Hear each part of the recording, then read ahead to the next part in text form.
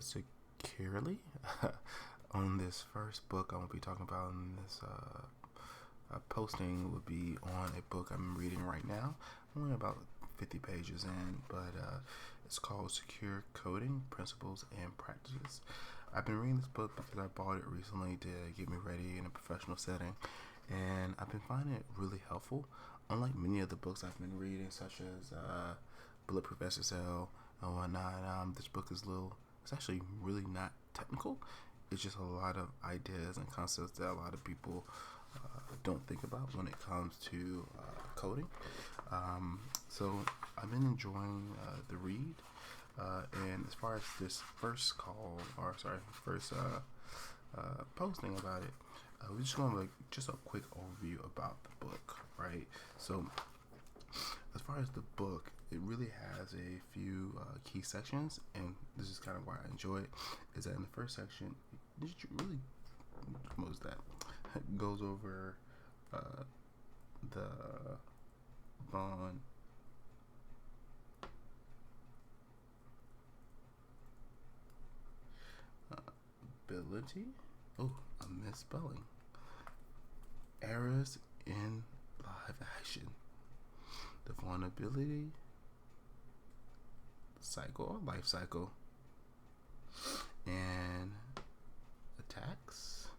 And then it goes through and breaks out these different attacks and defenses, and these are subsections: attacks and defenses. And it focuses on a few key areas, and those areas are architecture,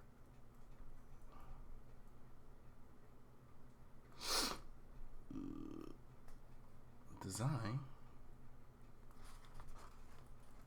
and implementation. So in the architecture phase, you're talking about when early on you're thinking about the application, how to design it. In the implementation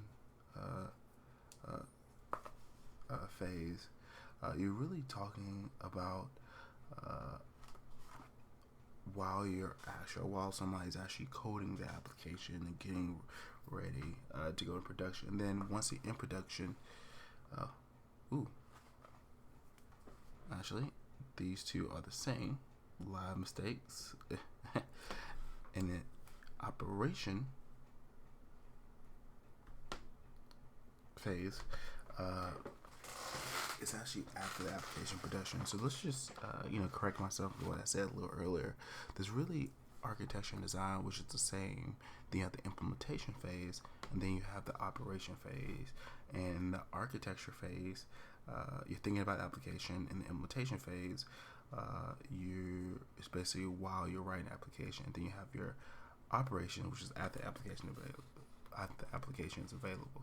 And what's important is that for each section, which I really like, it kind of goes through the secure design steps, talks about the special design issues that you might run across, or special issues you might run across, or practice if you're talking about implementation, and then gives you case studies for each section, which is pretty cool. And I think at the end they have a bonus section, which I haven't got to yet, and it really focuses on automation and testing. I haven't got to session yet because I'm only about 50 pages in. It's about a 200-page book, but overall I've been quite enjoying it. I'm pretty finding this information very helpful. Again, which for some people might be a recap, but it's really good. So with that being said, look forward to talking about the next video. I think the focus next week will probably be talking about the vulnerability life cycle or cycle and attacks, and really going through some key terms that are coming when we are talking about different attacks. And this is what's the goal of the attacker, what's the sub goal, activity, the event, the consequence, and impact. And talking about some of the practices. I think throughout the book you get practices throughout people are using, and I'm going through that process. Thank you very much, and look forward to seeing you in the next video.